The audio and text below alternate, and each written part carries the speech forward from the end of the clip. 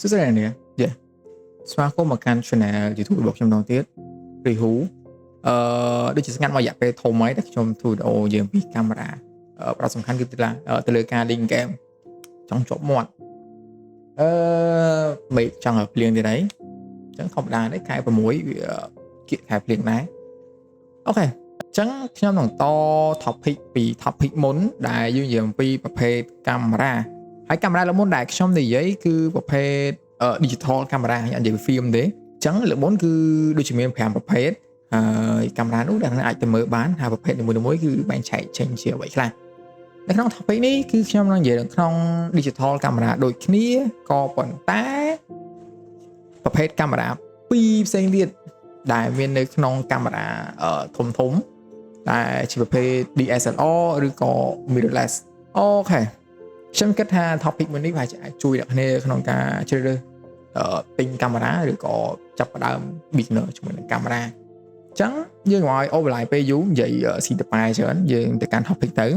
តើ DSLR គឺជាអ្វី mirrorless គឺជាអ្វីអូខេ DSLR ពាក្យពេញគឺ digital single lens reflection reflect emission នេះ reflect ទេកាមេរ៉ាប្រភេទនេះគឺប្រើប្រភេទកញ្ចក់mirror នៅខាងក្នុង mirror ពេលកញ្ចក់យើងដើម្បីបញ្ជូនពន្លឺចូលទៅក្នុង view finder ប្រភេទកាមេរ៉ានេះខ្ញុំអត់ទាន់បានប៉ះឬក៏ធ្លាប់ថតទេតែខ្ញុំសង្ឃឹមថាថ្ងៃណាមួយខ្ញុំអាចនឹងប៉ះហើយចាប់ផ្ដើមថតរូបជាមួយវាអញ្ចឹងនៅពេលដែលយើងមើលតាម view finder អាទុយនេះមិនមែន monitor ណាអាទុយ view finder នៅខាងលើនេះយើងមើលទៅគឺដូចនៅរបៀបផ្ទាល់របស់យើងអញ្ចឹងព្រោះវាផ្លាតពីកញ្ចក់ចូល view finder អត់ដូច mirrorless mirrorless គឺប្រើ sensor អូខេ DSLR គឺត្រូវបានប្រើប្រាស់យ៉ាងទូលំទូលាយច្រើនឆ្នាំមែនតើបើរាប់ទៅដូចជាសិស្សច្បង mirrorless ទៀតភាសា DSLR គឺចេញមកមុន mirrorless តែមួយរយៈពេលចុងក្រោយនេះគឺគេផ្ដោតសំខាន់ទៅលើ mirrorless ច្រើនជាង DSLR វិញយើងនឹងនិយាយអំពីអត្ថប្រយោជន៍ថាតើ DSLR នេះវាមានអត្ថប្រយោជន៍អ្វីខ្លះវាមានគុណសម្បត្តិនិងគុណវិបត្តិអ្វីខ្លះតែមួយទេអត្ថប្រយោជន៍និងគុណសម្បត្តិចំពោះអត្ថប្រយោជន៍របស់ DSLR ថ្មរបស់វាគឺកាន់ហើយប្រើប្រាស់បានយូរចំពោះតម្លៃក៏សមរម្យដូចគ្នាបើគិតឥឡូវនេះគឺវាសមរម្យហើយដោយសារថាក្រុមហ៊ុនធំៗច្រើនគឺប្រើទៅលើ mirrorless camera DSLR គេសឹងតែលែងចង់ផលិតអានេះខ្ញុំដឹងទេថាគេនៅផលិតតឬក៏អត់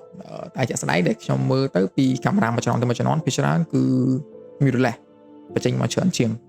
lens ក៏វាមានច្រើនជម្រើសដូចគ្នាសម្រាប់យើងផ្លាស់ប្ដូរឧទាហរណ៍ដូចជា lens 16-30 lens 5 lens prime 7200 ឡាក់វាមានច្រើនសម្រាប់ដូរកាមេរ៉ានេះគឺធន់ហើយមាំដោយសារទំហំវាធំដែរអញ្ចឹងចំពោះគុណវិបត្តិកាមេរ៉ានេះគឺធ្ងន់បន្តិចសម្រាប់អ្នកដៃទូដូចខ្ញុំប្រហែលជាអត់ត្រូវទេកាន់ថតអត់បានយូរទេវាអាចនឹងឈឺកដៃឬក៏ធ្ងន់ចំពោះ auto focus វីដេអូគឺមិនសូវជាបានល្អដូច mirrorless ទេយើងដឹងហើយជំនាន់ក្រោយគឺតែងតែមកឲ្យល្អជាងជំនាន់មុនឥឡូវក្រោយច្រើនឥឡូវមុនវាចែកចង់ចេញចំពោះបច្ចេកវិទ្យាដូចខ្ញុំនិយាយពីដំបូងគឺរៀងចាស់ជាងបន្តិចអូខេយើងកុំឲ្យអូបឡាយពេលយូរយើងចូលទៅកាន់របស់បន្ទាប់គឺ mirrorless តើ mirrorless គឺជាអ្វី mirrorless កាមេរ៉ាគឺជាកាមេរ៉ាដែលមិនមានកញ្ចក់នៅខាងក្នុងទេពន្លឺរបស់វាគឺចូលទៅតាម sensor ហើយបង្ហាញនៅលើ screen monitor របស់យើងឬក៏ view finder ដែលយើងមើលផ្ទាល់ហ្នឹងបច្ចុប្បន្នក្រុមហ៊ុនធំដែលគេកំពុងតែ work ឬក៏ផលិតជាមួយនឹងប្រភេទកាមេរ៉ា mirrorless នេះមានដូចជា Sony Canon Nikon ដែលក្រុមហ៊ុនទាំងអស់នេះគឺផ្ដោតសំខាន់លើ mirrorless កាមេរ៉ាតែម្ដង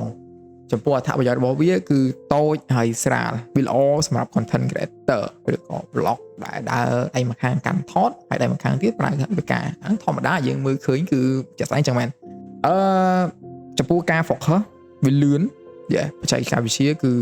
ពីមួយជំនាន់ទៅមួយជំនាន់គឺកាន់តែអភិវឌ្ឍទៅទៀតហើយកាមេរ៉ាក៏ដូចគ្នាដែរ eye track វាល្អការចាប់ភ្នែក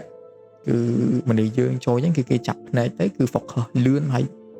ល្អមែនទេនិយាយមកគឺល្អចំពោះវីដេអូគឺអាចហក់ឡើងរហូតដល់ 4K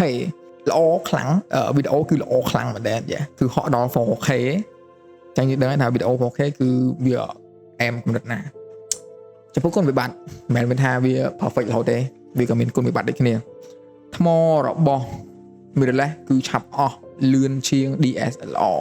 មូលហេតុគឺត្រូវការប្រើប្រាស់ច្រើនទៅលើ sensor និង monitor មិន view finder ទេហើយ lens ខ្លះក៏វាថ្លៃដូចគ្នាដូចជា lens prime ដែលប្រើសម្រាប់ E-mount lens ក៏វាថ្លៃរបស់ផ្សេងក៏វាថ្លៃអាហ្នឹងធម្មតារបស់ដែលវាចេញមកជំនាន់ក្រោយតម្លៃក៏កាន់តែថ្លៃដូចគ្នាចំពោះតម្លៃ body របស់កាមេរ៉ានេះក៏គួរសមដែរអញ្ចឹងដូចតែខ្ញុំធ្លាប់និយាយលើកមុនកាមេរ៉ាដែលខ្ញុំថតលើកមុនគឺមកទឹកទេអត់លាក់បាំងទេ lens ក៏មកទឹកដែរអត់មានសមត្ថភាពទិញរបស់ថ្មីទេអញ្ចឹងប្រើរបស់មកទឹកហើយក៏ថែវាទៅអូខេអញ្ចឹងយើងនឹងប្រៀបធៀបថាតើរបស់ពីរនេះមួយណាល្អបើស្មួយណាល្អដូចមិនត្រូវព្រោះថតបានដូចគ្នាប្រើប្រាស់បានដូចគ្នាគុណភាពគឺគុណភាពនិងគុណសម្បត្តិមួយយ៉ាងម្នាក់មួយគឺរូបភាពមួយទៀតគឺវីដេអូគឺចឹងហើយមួយយ៉ាងម្នាក់វាអាស្រ័យទៅលើអ្នកនរគ្នាដែលកាន់ថតថាអ្នកគ្នាចូលចិត្តថតរូបឬក៏ចូលចិត្តថតវីដេអូ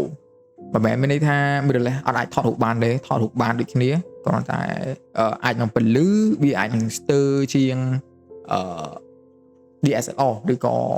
color ពេលដែលយើងមើលដូច view finder វាអាចនឹងមិនជាធម្មជាតិដូច DSLR ទេព្រោះ DSLR គឺប្រើកញ្ចក់អញ្ចឹងមើលទៅរៀងធម្មជាតិជាងហើយមួយរយៈពេលមុន NASA នៅពេលដែលហោះកន្លងឋានព្រះច័ន្ទក៏បានយកកាមេរ៉ា DSLR ទៅថតដូចគ្នាកាមេរ៉ានេះដូចជាចេញតាំងពី2015ខ្ញុំមើលបងរៀនថតគាត់ប្រាប់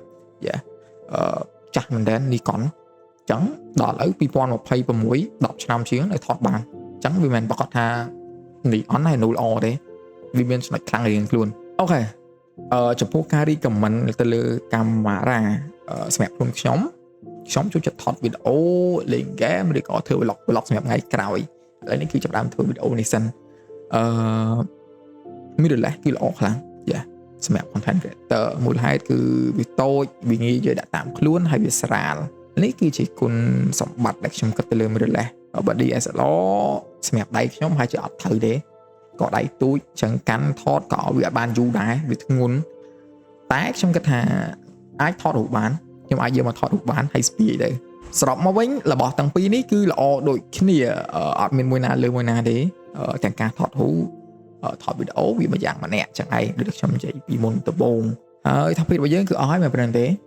បើសិនចូលចិត្តវីដេអូនេះជួយ subscribe YouTube channel របស់ខ្ញុំមួយផងដើម្បីគាំទ្រទៅមុខទៀតដោយសារនេះគឺជាវីដេអូទី2ដែលខ្ញុំធ្វើហើយវីដេអូដែលខ្ញុំថតគឺចេញពីទូរស័ព្ទដៃទេអត់មានកាមេរ៉ាទេប្រើ app Blackmagic ប្រើ loot របស់ Domfield ដើម្បីយកមកថត respect ទៅគាត់មែនទេshout out ទៅគាត់ហើយយើងជួបគ្នានៅវីដេអូក្រោយៗទៀតbye bye